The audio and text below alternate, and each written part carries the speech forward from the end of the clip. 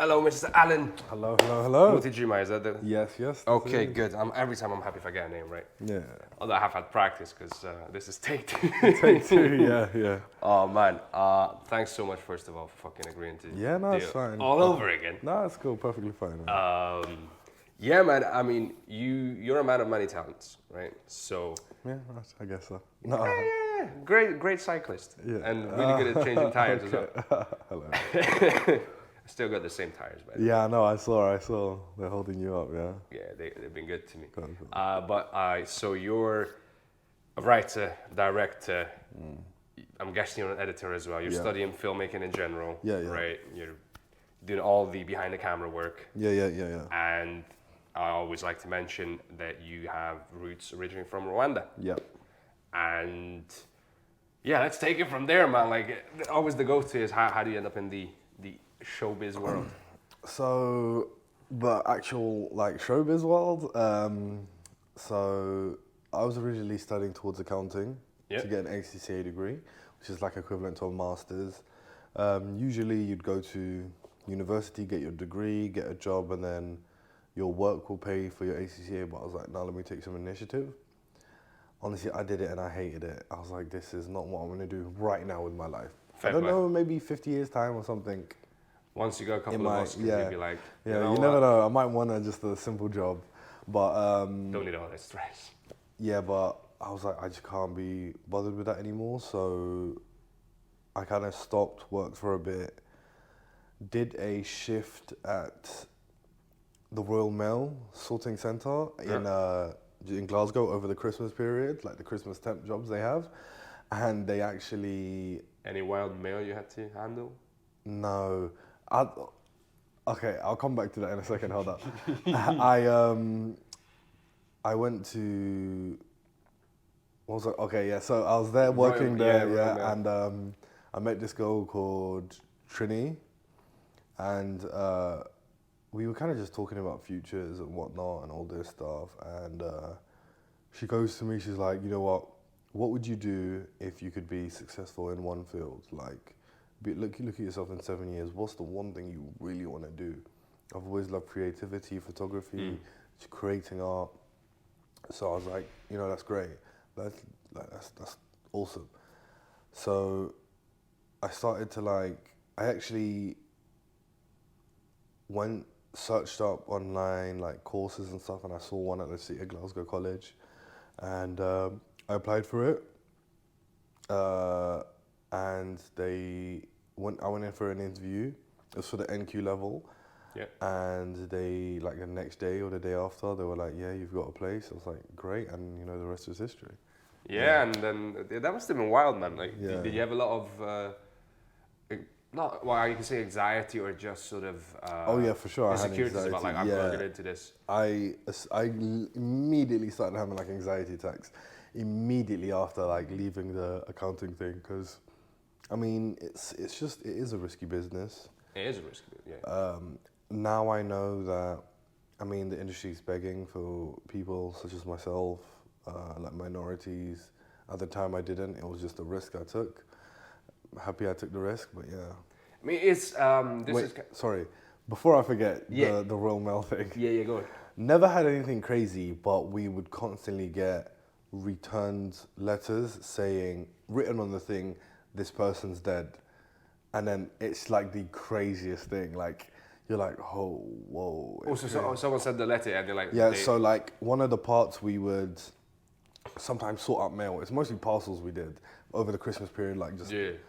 Well, we got a lot of mail, and when we're searching it up, they give us like a bunch. We have one for different places in England, but then another for different places in Scotland, like ML for Motherwell, G for Glasgow, blah, blah, blah, all that. Yeah. All like international stuff. So when we're sorting it out, some of them are return mail. And then it basically just says this person is dead. Or someone will be pissed off and be like, they don't live here anymore, fuck off. Yeah, but that's the craziest thing. But it happens a lot, like a lot. You'd see at least 10, 20 throughout the whole entire like shift. Oh wow, It's pretty crazy, man. I'm not gonna lie. So where does the return mail go? So it just goes to the return to sender, right? Oh, okay, fine. Because Nothing wild. most of the stuff when it's written, this person's passed away, it's company sending them thing. Obviously, their family know obviously the person's passed away. Yeah. So you look on the back of the mail, and it usually has the company where it's sent. So you send the mail to that, and then You fucking deal with it. yeah, all of that. Yeah. So All right, fair enough. that's pretty much But yeah, it was quite funny what you said about joining the industry, having anxiety. I was just thinking in my head as you mentioned this of like, we always preface it as a tough industry, and there's a lot of challenges to it, absolutely. But I think some of the anxiety comes from us constantly saying, it's a tough industry, it's a tough industry. Yeah. Because if you're willing to like work in the business, you can find jobs. Like that's the one thing I've learned speaking to all sorts of creatives. Is like, if you're willing to diversify and not be like, I'm gonna be a purist. I only do the one thing and I'm gonna do that well. Yeah. You're like, cool, that works for some people. That is how the industry's moving. Apologies, sorry. I've been working a lot. I've been doing a lot of like going to college during the day and then straight to work, finish at like 3 a.m. Like it's. Sorry. Yeah, so that's how we make moves. Yeah. I mean, that's it. You just gotta. Sometimes you just gotta like sacrifice sleep sometimes for your dreams, innit? Like. Well, get some sleep, cause. Yeah. You do have to work hard, but yeah, it is crazy what you say when it's like the anxiety stuff or like not knowing. You are obviously in front of the camera. I'm behind the camera. A lot of people say is our first job is usually luck. Our second job is skill. So you're lucky to get your first job, but you do such a good, you make such a good impression that they hire you back for a second time. Yeah, that's what a lot of industry professionals say. Because even you start off as a runner, a lot of the time, a lot of people don't really look that. They don't care if you've won an award or anything like that. They just want to know, can you do the job? So they just pick you okay, I'm going to give this person a chance. And that's it, you just work your way in. But it's also about, sometimes you've got to kick down the doors yourself, kiss ass quite a bit. I mean, yeah, or you can... Yeah, that's one thing. A lot of... We're in the creative industries. It's not like, an accountant where you're like, oh, your tax returns were great. You did 5 people's tax returns in one day, congrats. It's more like, wow, your movie was amazing. I love the lighting in it. You do have to kind of because you do put a lot of effort in it. And as you said, you can't just be that one thing. You can't be that, this is what I do, this is only what I do. You know what? You can. It is going to be a very difficult journey. You have to be crazy good. You have to be crazy good. Unbelievably, insanely good. Or you have to have crazy good connections. Yeah. Which is... Because I did a week work experience at STV. And even the people who just work in promo, where usually you might just have one job. Sorry, you scared me for a second. No, I'm just double checking. I'm very aware of the mic. Yeah. Even when you have they're all learning how to use Premiere, because even they're no longer allowed just to have that one job. You need to be able to edit your stuff as well. Yeah. It's just cost of living's going up, so people are trying to cut corners, and which is not always good. No. You know about the Alec Baldwin. I mean, that is situation. That's the extreme example. Yeah, of people cutting corners and making someone not only the armorer but the head of the art department as well. Obviously, that's an extreme. That's a very rarity, but that's just what can happen if you cut corners. And oh, absolutely.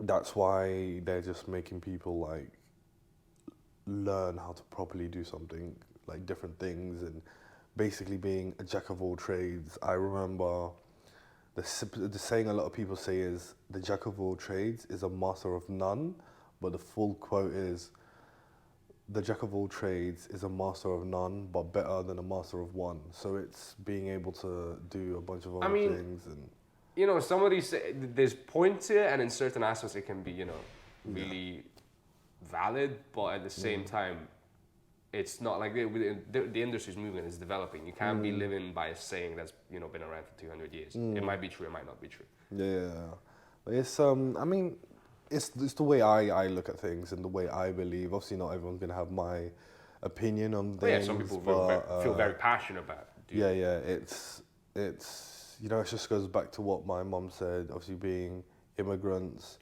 you have to work 110% harder just to be noticed. So you need to be able to know how to do everything just to get your one little job at the bottom or whatever. And that's just something she instilled in me, and that's just, I mean, it's helped me so far. So I mean, not going to change. But then again, it might not work for somebody else. It might be a little too much. It might be overwhelming. But I mean, for this industry, you have to have a specific sort of mindset, and like.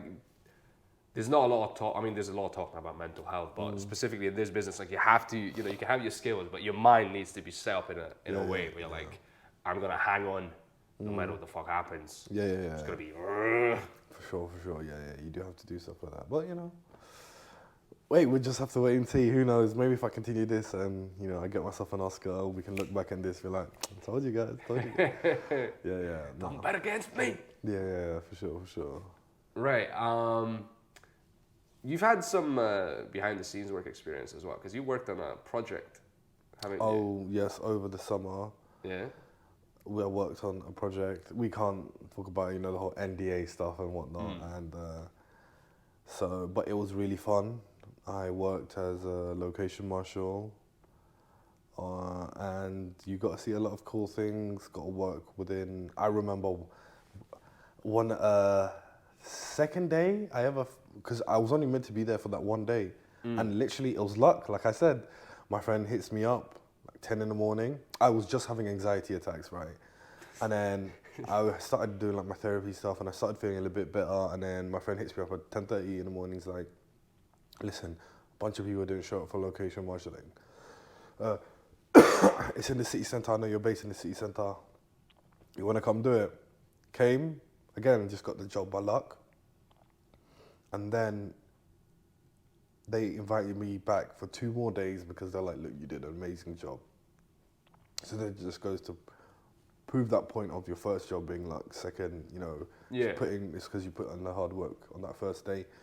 But we went there, and honestly, like I said, second day of the set, after we wrapped, I was playing basketball with like the DOP, the director, the head of action. Then the last day that I worked with them, I was having dinner with like the director and stuff, and like the executive producer and all that. And it's like yeah. It was just so crazy. Like I do owe shout out to Paul. I do owe him like so much. Like that was such a great experience, and he's always like, "No, you don't owe me anything." Blah blah blah. I mean, I do. Like I know I do. Like it's just again, it's a culture thing. Like in my culture, you gotta return something that did like you did. You got to return like the favor, if that makes sense. Yeah, of course. Or you have to at least try to return. Yeah, but it was fun. Like it's also like obviously studying like the art of filming and stuff like that. You kind of see the way the camera moves and think, I know what they're going for there, or you get to learn like set etiquette, which is which you don't realize is a thing. Like set etiquette is such a big thing. Like a lot of people have to say, I'm gonna be an extra, and then I'm gonna hang out with the stars and chill and mingle. The next thing I know, I'm on the red carpet. And No, it's very. Chill. I mean, there are like some really cool actors that will like socialize with you. Like I remember, obviously, when you're location marshal, you're basically like a glorified road stop. You're just standing on the road, stopping pedestrians from coming in, and one of the actors. You're basically a bouncer. Yeah. In a sense. Except we're not allowed technically not allowed to touch people unless it's literally for their own safety. But anyway, the actor comes through and he's just watching the scene unfold, and he's just talking to me. I don't even realize he's like the actor, right? And then he's like, "Oh yeah, I know you don't really get. You want a banana?" I was like, "No, I'm fine. He said, "No, you're standing here, have a banana." So I eat the banana. Now I'm holding the skin because I have to stay here. He said, "No, I'm gonna take it for you." I was like, "Are you sure?" I was like, "Yeah, okay, cool." I assume he's like a runner or an extra or something. And then people start coming and taking photos of him. I was like, It's like, this is a famous runner. Who's yeah, this? Yeah. It was pretty crazy. Yeah. So honestly, it was just such an amazing experience. It just confirmed that doing this is what I want to do in life, without a shadow of a doubt. Now, I mean, you've kind of just mentioned that kind of brought that idea back in my mind, just freshen up of like, I do want to try a bit of behind the scenes work as well. Yeah, it is. I do love the business, man, so I'm gonna be in it one way or another. Yeah. You know. But even what me and my friends are setting up is a group where we basically just recreate scenes from something iconic, the Joker scene with. Which one? There's a couple of them. With him and Robert De Niro. Oh yeah. Yeah. You get what you fucking deserve. We're gonna do that, and like all the Social Network where Andrew Garfield and Mark Zuckerberg. Have the massive argument. Jesse something. I was about to say, Heisenberg? yeah, that's it. Yeah. So because the reason we want to do it is because we also want to know what acting's like. Let me just say, we're not going to act good in it at all. Just saying, we're going to put it up on YouTube, but it's more to understand the relationship between an actor and a camera and what they're able to do. So in the future, when we're directing, we're not asking unreasonable things like do this. And although they're trained actors and they could probably do a lot more than we can do, it just gives us an understanding. It might take a little time for them to get to that performance. But it's a lot of it's communication, and especially in the creative industries when you got a very specific idea in your head. It can be difficult of like getting that across, and there's a lot of people try to talk in metaphors. It's like, oh, you have to be more like a tree, and I'm like, what the fuck does that mean? So there's. I would even know what that means. It's a communication thing. You have massive Hollywood stars saying, "Oh, for this I channeled a spider," and I'm like, okay, I kind of get where you're coming from, but maybe for somebody else that doesn't mean the same thing. Yeah. So you have to, Yeah. Oh, I also want to give out shout out to Mirren Mack. Yeah, I don't know her personally, but my first ever extra job I did just for a bit of extra money, right? I was working in a show called The Nest. I played a nurse. So she was like one of the actresses in the scene. She was like pretty much one of the main protagonists. She's been doing very well. Yeah. I see her in the new prequel to The Witcher. Yeah. I was like, whoa, congratulations. Listen, and when I met her, European, she's so nice. What's up? I'm East European, so The Witcher means a lot to me. Yeah. Honestly, she's actually such a lovely person. Such a lovely person. I wish I had nothing but the success in the future. I know that was a weird tangent to go on. I had to get it. I don't know her personally. I do know her dad. Oh yeah? Yeah, I met her dad. No, that's cool, man. No. It's a tiny, like the industry is, when you come to like the professional working level, it becomes smaller and smaller. And the higher up you go in the circle, the smaller it gets. It's smaller, yeah. It really and is. in Scotland, everybody knows everybody. Yeah, 100%, yeah. Like sometimes even when I do a little videography for like a friend's band or some photography for it, I'll like follow another band that they're playing with, and then I've realized, oh, my friend knows this person, and and it's crazy because he actually followed me back. So his name's Mark Sharp, and he has like his band, and they're basically going to be supporting Lewis Capaldi on their tour, and like he followed me, and I was like, dude, a guy with like 31,000 people followed me. Oh, this is crazy! I'm making it. But yeah, it's just. Everyone knows everyone. Yeah, you're moving in the right circles. Yeah, that's it. It's just because you mentioned about anxiety attacks and stuff, and I was like, well, that's a good and interesting tangent to it about mental health, which is, what do you think has been the biggest challenges for you, mental health wise, in the industry, or anything that's specifically industry wise, or industry related? Sorry. I think I've been pretty okay with like the mental health within like the industry, just because every time I've been like quite in a bad mental state, I've never actually been actively in the industry.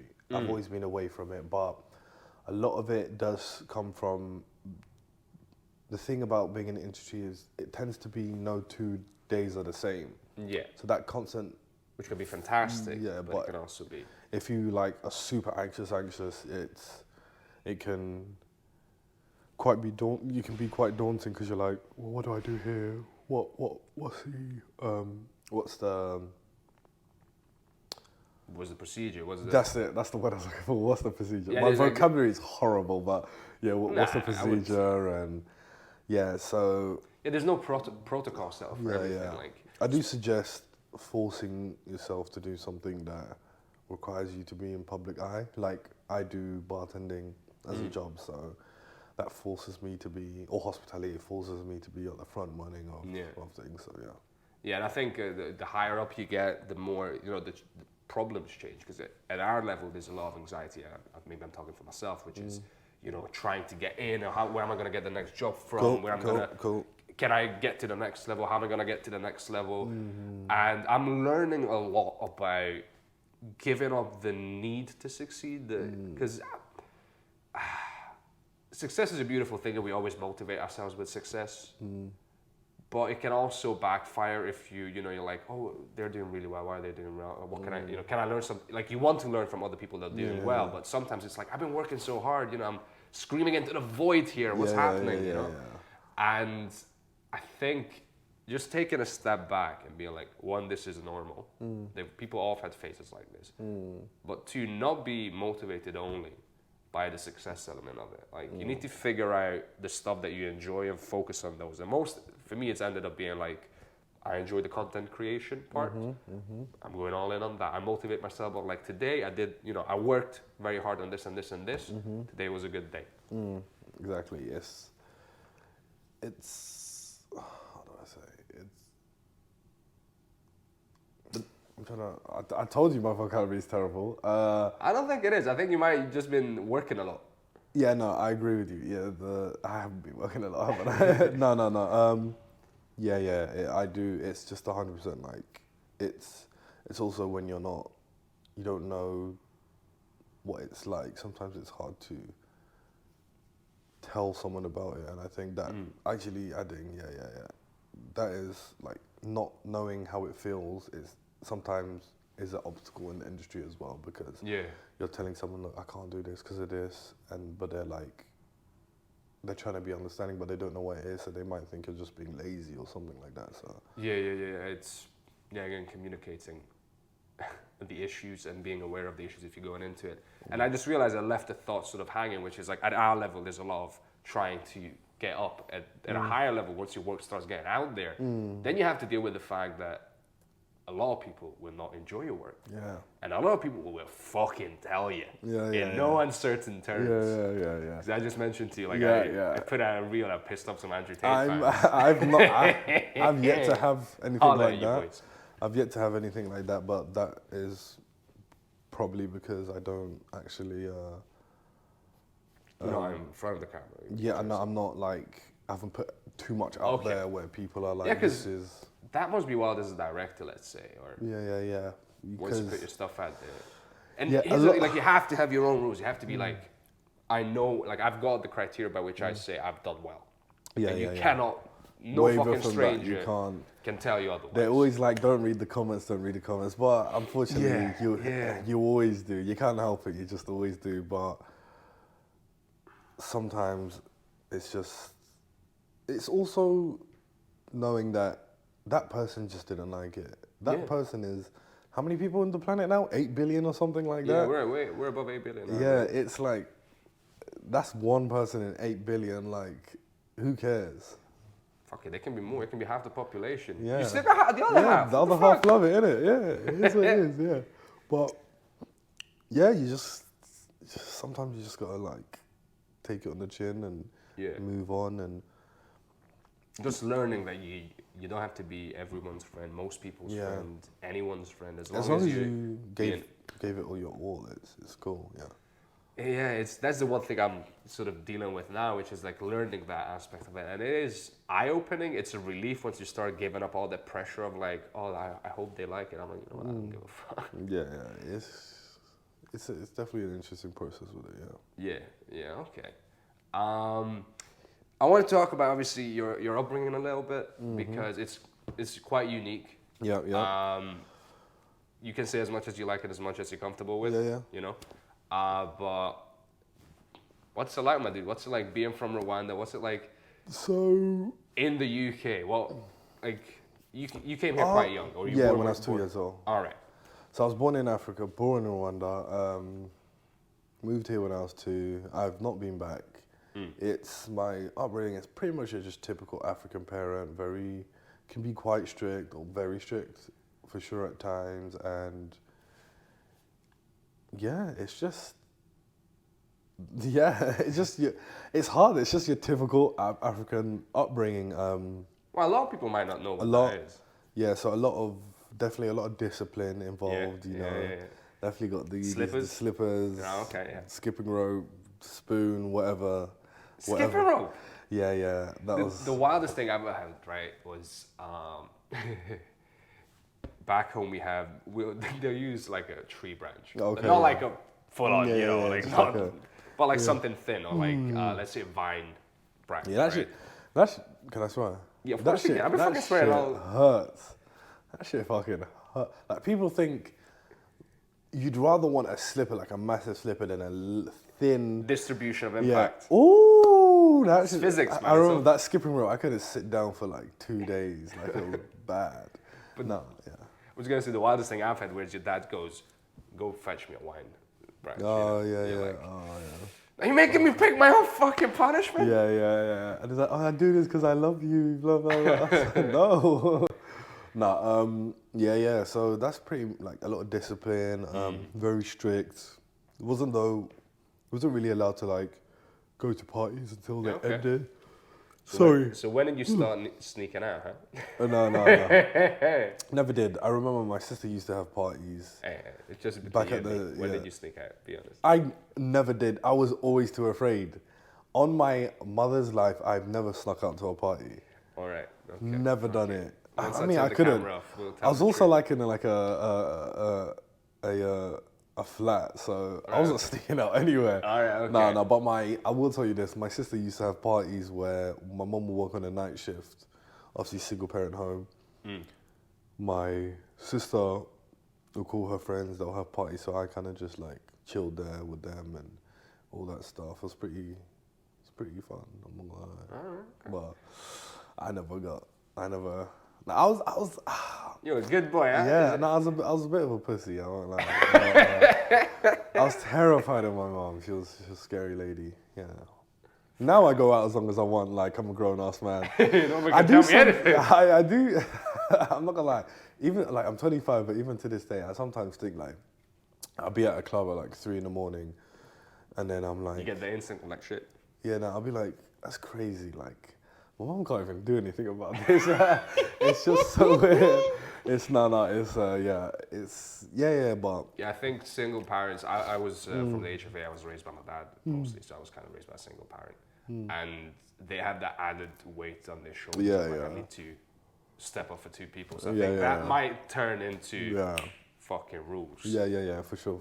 Like for me, it was there would be a list in the morning. Like my dad would go to work and I would still sleeping, and I would wake up and there's, hey son, do this, do this, love you, dad. But it was always like a list of like chores for the day. Oh yeah. Fair, yeah. Nah, we had to do everything. Like apart from cook. Once we hit 16, that's when we had to cook for ourselves. But Right. everything else, no, it's Yeah, I remember experimenting with a mustard sandwich and fucking omelets and shit. Yeah, I remember because we grew up poor as well, like, so it wasn't, sometimes it was like bread and Fanta fruit twist for dinner. That's your 5 a day. You got your carbs, your fruit, and your sugar. Let's go. That's it. Yeah. So, so it's pretty much that's what an African upbringing is kind of like. Fair play. Our country, it's quite, when you hear someone from Africa, the majority is always from like Nigeria or Ghana. Yeah, there's a West significant, African. yeah. So our country wasn't too famous. It was more famous for the genocide, and then it's now famous because Britain's sending all their asylum Have they seekers. actually started doing that? They've sent at least 2 that I know of. Right. A full plane just for 2 people. Oh man, that is wild. I don't know if they're still doing it, but Yeah. I'm sorry, but it's a bit of waste. Yeah. It's what it is, but... Can we at least wait until we find an entire plane of people? Exactly. But yeah, so... I don't know, it's just... that's it. Like, okay. And how did you find adapting? So obviously, from the age of 2, as a child, you can adapt fairly quickly. You can pick up the accent. You can. Yeah, I never had an African accent. My mum used to tell me I used to say "kuera," which means "why" in my language. Yes. And I remember this word that you mentioned it last. Yeah, and I was like, I don't remember ever. I was young. I don't ever remember saying that. But my mum had to tell the teachers it means "why."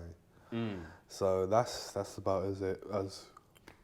Like my mom tried to teach us back when we were younger, but we just weren't having it. I can understand a little bit, but I cannot speak it, which is crazy to me. Like I can understand what you're saying to me, but I, for the life of me, could not speak it back to you. Yeah. Fair enough. Yeah. That's fair. I'm in that stage with my German right now. I'm trying to get my German up to scratch, so I can understand a lot more than I can speak. Yeah. Well, I did. Well, also in, like my aunties and uncles being here.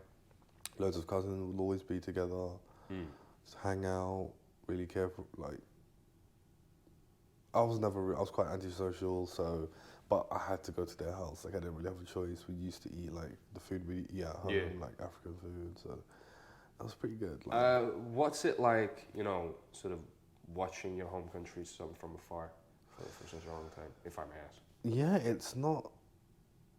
I mean, I don't really keep up to date, if I'm being honest, but... it's on paper, technically it's your home country and the culture and everything, but I guess, is there a connection or...? Not really. Yeah. Like, maybe in the future there might be. Like, I'd love to go back there and create something. Like, my own production company that's really big and represents my country, but for now, it's more just like, focusing where I am right now and just trying to build, making moves, build upon it, create my website, create a platform, start my production company. All right, so what are the ambitions now? Let's hear the big wild ambitions. Let's hear the dreams. I've started my own production company. I'm now just trying to build up the brand. I don't know. What's the production company called, sir? It's called TCG Media. TCG Media, yeah, I've seen that on Instagram. Yep. Nice. And then, it's just... Smooth. Yeah, it's just about trying to build something. And I don't really know what... Like, right now, I kind of want to do, like, documentary, like, factual stuff for my production company, because that's what I enjoy. I quite enjoy self-shooting quite a lot. But we have to... it could swing the other way. Like, tomorrow, something might happen when, like, they reach out, they're like, listen, I want you for this drama we're doing, and then, it could switch to drama, but the ambition is like short doc type of short form, factual content. I mean, it's ambition is just to be rich, really. Rich. Don't really care too much about being too famous, but as long as I'm rich in something I love doing, then that's the ambition for sure. All right, okay. Yeah, that's it. Yeah. Fair play. How about yourself? What's the? I'm going through a phase where I'm trying to manage expectations on the one hand. On the other hand, I'm trying to sort of set myself up for a sustainable and resilient mindset. Let's say. So now it's become like, I just want to do this for life. So I don't care how much money. I don't care how. Yeah. I mean, that's not true. I don't care. I would love, certain things I would love to. I would love to have a comfortable living doing what I enjoy doing. But the main goal, if I have to boil it down to anything, what's the most essential thing is to do this for life. Yeah. So let's go. Yeah, that's it, man. It's kind of like, it's something very beautiful, maybe a bit cheesy, but once you take a step back and you realize, so everything counts, everything's part of history. I look at it that way.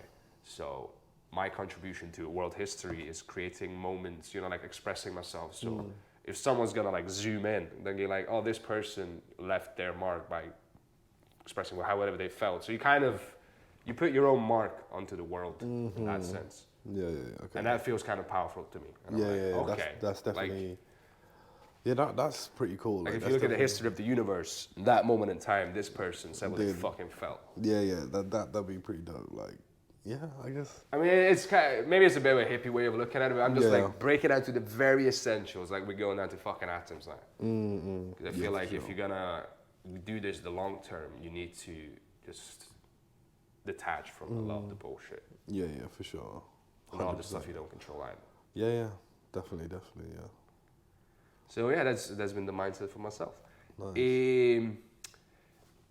As someone with an accounting background or just a bit of accounting experience, I'm curious if that has colored the way you look at the business side of acting, Yes. not acting, the business side of show business and Yes, producing. 100%. Money's always a thing for sure. It's a resource, man. Yeah, I know. Doing accounting, I know how to like get away with a few things, but actually no, I'll take that back. I don't know anything about that. I'm just saying, don't want to get incriminated. No, but yeah. So it definitely does because it's hard to do anything without money. It really is. I know there's loads of people who are happy to help, but there are loads of people who. Okay, don't do that. I'm gonna be looking at it now. Watch. Yeah, just making sure it's okay. Yeah, so you just got to make sure it's okay, and just all about budgeting and putting stuff aside. So you always put like at least 20% away immediately, just in case something happens, and then whatever you have left, like that's what you can use on things. And yeah, so accounting has definitely benefited me in a way. Also doing what we do is freelance work, so you need to be able to like communicate with HMRC and like the tax people and whatnot, know how to set up your own business tax account, which is completely separate to your personal tax account. Because you are a freelancer, you are your own person, you're pretty much a sole trader. So you need to be able to do that. You need to be able to understand how your tax return works, what you can claim, what you can't claim. And obviously doing accounting has really helped me throughout that, yeah. Okay. Now I'm just curious because artists are famous for being shit at money. Yeah. I mean, you have to learn how to respect money, make money, keep money, and then handle money once you get it. Yeah, a lot of people don't realize I will always say keep 40% away. Always just keep 40% away no matter what. Just so when time for you to pay your tax, it's not like you're not struggling, or you're not like, oh crap, I don't have enough money for this, or you're not lying about how much you've actually made that year just because you can't afford to pay anymore. The last thing you want on top of everything else, you're already struggling, is the taxman to be looking up your butt. Yeah, it's not a good thing. Yeah, so you just gotta like, I don't know, you just gotta like work and just always save that money. 40% is you'll always be fine with 40%. So that 40% will include tax, but also holiday, because you don't, as a self-employed person, you don't get holiday pay. You have to give yourself so always keep that to the side. And that 40% will, so once you've paid your tax, you can split half of that into savings, the other half, holiday pay or whatever, and it's just pays to be safe, really. Oh yeah, it really does. Yeah, but it's hard. When you get that money, you're like, there's always some more money around that corner. I'll be able to. Exactly, that's what you think. I don't want to like induce anxiety to people, but you never know what's gonna happen. Yeah, exactly. That's what everyone thinks. That's what everyone thinks. Oh, there's always, but nothing. You never know. Like you could be like a shit hot actor, like the best of the best. Boom, COVID. You're not working anymore. Boom, COVID. Boom, you open your mouth in the wrong interview the wrong way. You're like, taxman will still come for you. They don't care. Yeah. They don't care. They will always come for you no matter what. All right. I'm just curious because people have different insights joining the industry, and then find it quite fascinating that depending on where. Right. Let me get this thought in my head correct first. Yeah. But what your background is, what age, where you are in your life when you join the industry, you obviously bring different tools and different knowledge to it. So that might already frame your perception of it compared to other people. Yeah, for sure. I would definitely agree with that statement.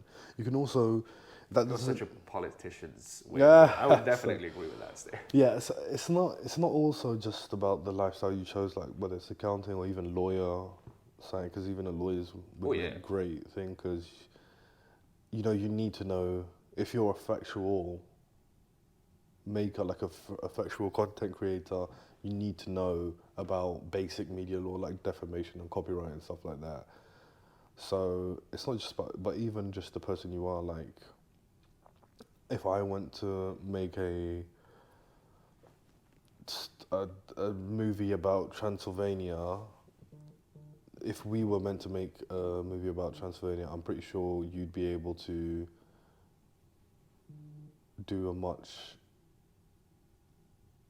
better job at portraying what needs to be portrayed than me. I mean, so you need the knowledge. It's quite funny, like we both come from countries that are hilariously underrepresented. Yeah, for sure. And whenever they are represented, they come from a very specific angle. Yeah. So sorry, I'm just going to put this on airplane mode because it keeps going off. I do apologize. Yeah, you're all good, man. I swear I put on airplane mode before this. I believe you. But yeah, like obviously with Rwanda, the angle is always the fucking genocide. Yeah, every time. If they're gonna do a movie, there's Yeah. And then with Romania, it's gonna be either Transylvania. We got two angles. We got the Dracula stuff, or we're East European and we're miserable and we're probably a war-torn country. Like literally, like it's not annoying. It's just funny. Yeah. My friend, I saw this casting I sent over to my friend, and it's like woman in the 30s. They come from an East European war-torn country. They've seen the ravage, the damage that war does, and they're fighting to stop it, but they know it might never end. And I'm like, what? Like even with I'll say two things.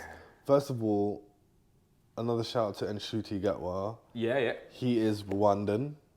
He's actually Rwandan, Scottish. He's a new doctor, so he's also doing stuff. He's made it to the pinnacle of I'm hopefully like people stop saying, oh, they'll start saying, oh, you mean like Nshuti Gatwa, instead of like Don Cheadle, who's not Rwandan. He just played in the movie Hotel Rwanda. Yeah. But so shout out to him there, and also it's I do get what you mean. Like they have that stereotype, like. People don't understand, like, we don't live in mud huts. Like, we have internet, we have Netflix, we have fucking Uber. Like, it's bro, this is the wildest thing. Yeah. When the headlines came out when the war in Ukraine happened, which is, for those that don't know, right next to Romania, like some of the stuff was like trying to relate to these people, and they were like, "Wow, they got they're like us, they got Instagram." I mean, some of them went wild. They're like, they're blonde and blue-eyed. They're like, whoa, easy. Yeah. Let's go a bit far, but like, how is that? Like that? Oh, they're like us because they got Instagram. Dude, everyone's got fucking Instagram. Everyone, like people, like I don't like. Africa there's iPhones all over the world. Africa is one of the most, if not the most rich in natural resources in the world. I do believe it's one of the biggest. Yeah, if Africa closed its borders, like the continent just closed itself and say, listen, we are going to take charge of our own resources. We're not going to let fucking countries like the China or Britain or America come and take our resources.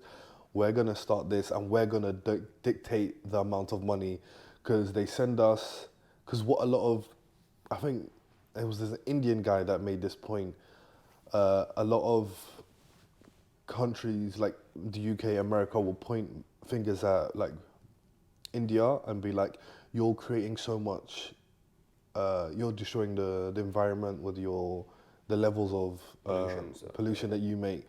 But then the guy goes, that's because you outsource all your work to us. If you did your own work, yours will be higher than ours. The only reason why we have higher pollution is because we're making all the clothes you wear, the materials you use for driving. That's why we're things. So if countries like that close off their borders and say, listen, we're going to do it our way, no longer that victim mentality of, oh, they're the bigger country, you kind of have to listen to them. They can evolve. Even, like he also said in the thing, the country will take money, steal money from the country, and then give it back to them, but as a loan. So they'll go in and, let's say, something happens in Congo. They have like rubber. Their main like one of the main thing was rubber. And Congo rings. Yeah. So countries like the Belgium, like they'll come, they'll steal all of that, they'll steal all their resources, and then later on when Congo's struggling, they'll be like, here you go, here's some money, but it's a loan, so you have to pay us back, even though it's their money to begin with. Like it's so. Yeah, politics, economics. Yeah, I do think Africa would become like such a strong a strong continent if they learn how to like really gather together and work with each other. But I mean, that's the history of humanity. It's rise and fall of different regions over and over again. Yeah, it's wild though, because like 2,000 years ago, well, a bit over 2,000 years ago, there was fuck all in Europe.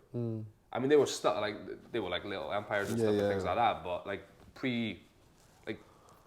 Northern Europe, what was there? Like with it, and maybe it's just the historical knowledge I have and the education I've had. But like we know about the Greeks and the Mycenaeans and stuff, and then the Roman Empire. Yeah, but Vikings, all that. Yeah, but the Vikings were like 1,000 years later almost, and then like what was it like? Some Germanic tribes, the Celts having a dance, around some stones.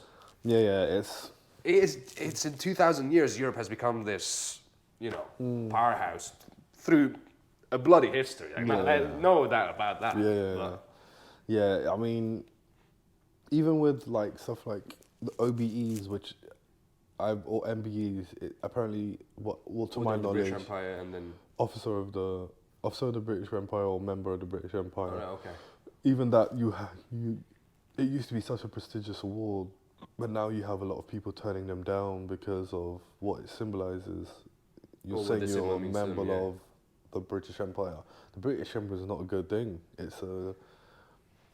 They went to countries, invaded, took over their resources, and like forced their people sometimes into slavery or stuff like that, and it's not something you want to be. I mean, it's a complicated historical topic in the sense that like once you put it in context and you compare it to everything that's going on at the time, I don't have enough knowledge to start, having a debate about it. I'm aware that it's done some fucked up shit. Yeah, for sure. Again, I'm no expert as well. Some good things as well. Yeah. But it's overall as an entity, like it's kind of right now, it's kind of hard to tell on which side you would say it's more on.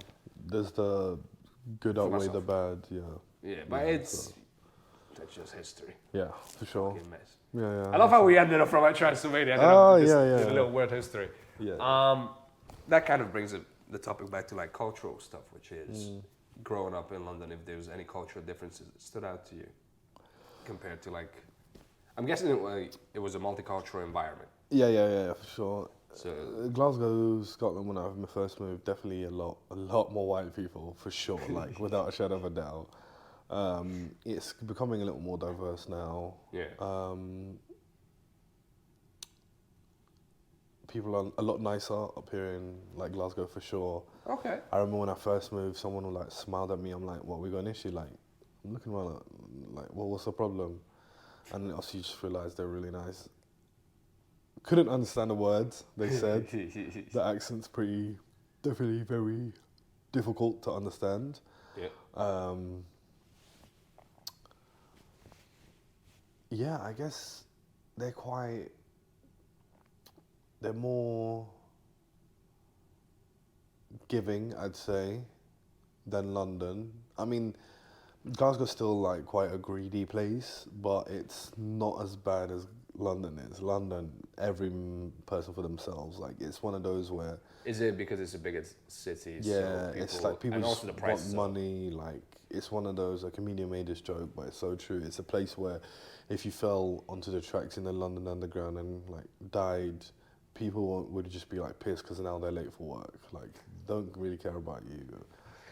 But it's definitely a lot friendly up here. I do plan on staying here for quite a while. Don't know if I'll move back to London. It's interesting in the creative arts because London is seen as this massive hub, and Yeah.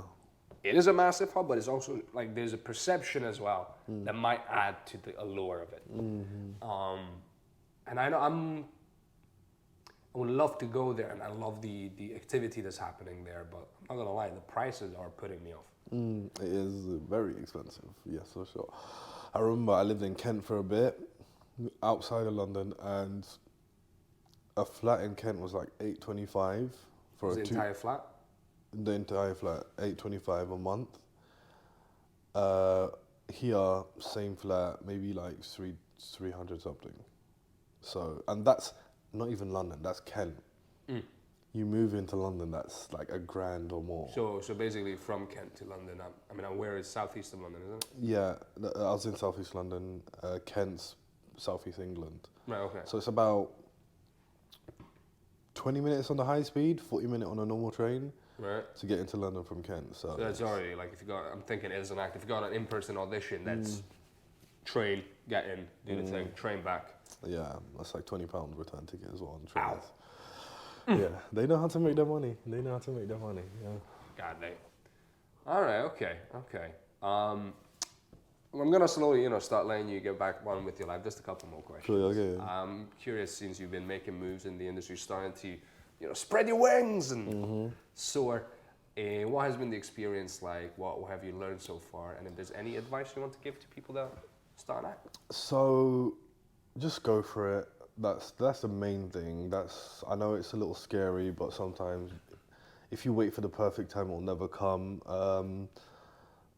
As for how it's going for me personally in the industry, it's going as well as it could go at the level I'm at right now. In the process of filming my own production, my own short documentary, and I think it's going well. I think it's going to be pretty good. My teacher, my lecturer, said that she was thinking about putting it forward to like this article, this Young Minds in Scotland, that's done by the Herald, the newspaper. So that could open hopefully some doors. I mean, I say that now, when it comes out, it might turn out horrible, and she was like, "Oh, yeah, we're not putting that up there." But no, yeah, it's going really well. I'm really excited where things are going. Can I ask what the topic is about? Oh, it's called, well, the working title is called "What Men Could Do, Women Can Do Better." I've been given mixed signals about the title. One of somebody saying it's too long, the other saying it's good because it forces a conversation, because there's going to be men that'll be like, no, that's genetically not, blah blah blah. So it forces you to engage. So that's. I mean, you might shortly just say women can do it better. That will be like, it'll get eyeballs. That's just the clickbait version. Yeah, for sure. I could just use that as the slogan as well, but it's basically just follows women in male-dominated aspects of sport. Right, okay. So my first is my friend Sophia. She is a weightlifter. Right. So we're going to focus on that. She's also Thai-born. So she's half Thai, half Scottish. She was born in Thai, went to an international school, so she has like a bit of an American accent. That tends to happen in international environment. So we're just gonna follow her and just create something from that. It has more of a poetic documentary feel. I want to create it into a series. So I'm gonna ask my friend Laura, who's actually Latina. They work in the industry. They're also a writer, director. They are way more into the industry than I am. They are who I want to be in life right now. Like, when you grow up, eh? Yeah, they are the inspiration. But yeah, they're just, honestly, they really are an amazing person, very, very loving and all that. Hopefully I'm going to get them onto my own podcast. So, Nice. Yeah, so that's basically, she's a kickboxer, sorry. I should say, I keep saying she and they, that's her pronouns is she, okay. they. So okay. I switch between to try being as inclusive as I possibly can. And so she's a kickboxer, so we're gonna go for the same poetic feel. I think once I start with Sophia, obviously the weightlifter, because it's poetic, like a more poetic thing, I kind of have to like keep it the same, if that makes sense, throughout the whole, because I want it to be a 3-part series. The last one is a girl called Brooke. She's a basketballer. So we keep, so the sports feel to it. Yeah, because sports comes with like visually it has a language. Yeah, exactly. The kind of shots you can do with yeah, sports. yeah, exactly. That's the main reason why I chose that as a thing. But I'm not gonna lie. Also, my lecturer is a female, and the person who decides whether I get into the next year is also female. So, you know, play to your audience as well. You know, you can't. You got to play towards the audience as well. Yeah. You have to cut this bit out until you. Nah, go documentary for it, comes out. It's fine, man. Go for it, man. Go for it. No. My man's like, let me just No, I know. all jokes aside, I really am passionate about this project, and I really do hope it's gonna go well. Again, being raised by my mom and my older sister, it's putting something out there that empowers female. Even though I'm not female myself, the irony, it's just something important to me. So yeah. Yeah, fair play.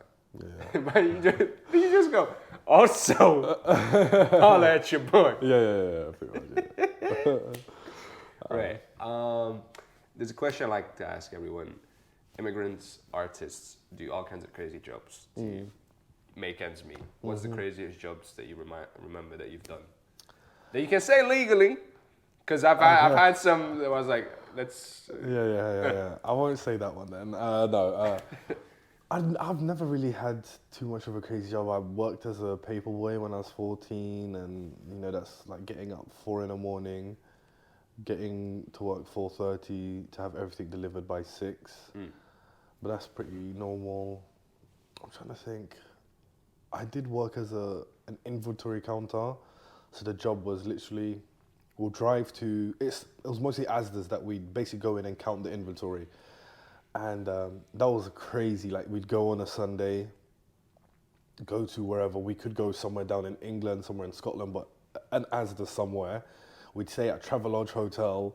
It'll be 3 to a room, and we'd have to wake up about 5 a.m, leave for about 5:30, so we can start work at 6, and it's literally scanning every single item in an Asda.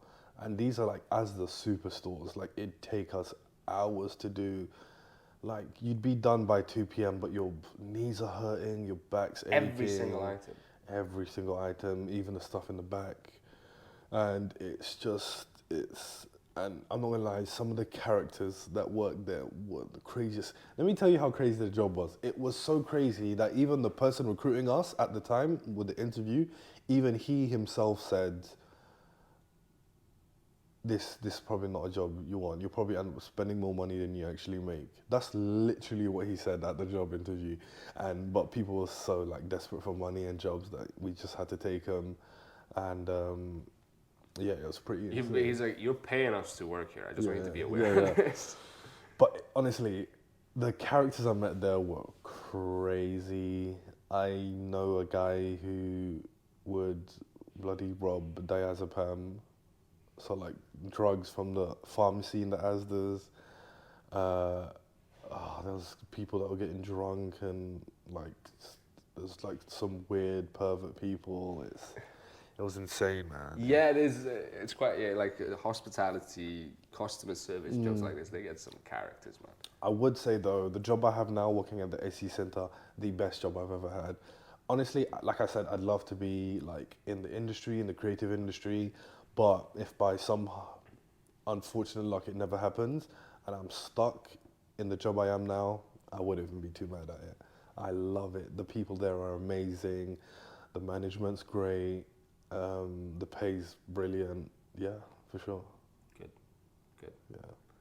Awesome. And my last question is, what is the Rwandan food that people in the UK need to know about? It's mostly like East African stuff, but goat stew's pretty good. We have something called mandazi. I know in the West they call it puff puff. Chapati. So what is this mandazi? It's more like a dessert. It's like a sweet fried bread. It's really it's nice. Chapati. Chapati is like the bread that's, is that like an Indian influence? Kind of. It's a little different, but the texture is different. You can't eat too many of them or you'll be on the fucking toilet for ages.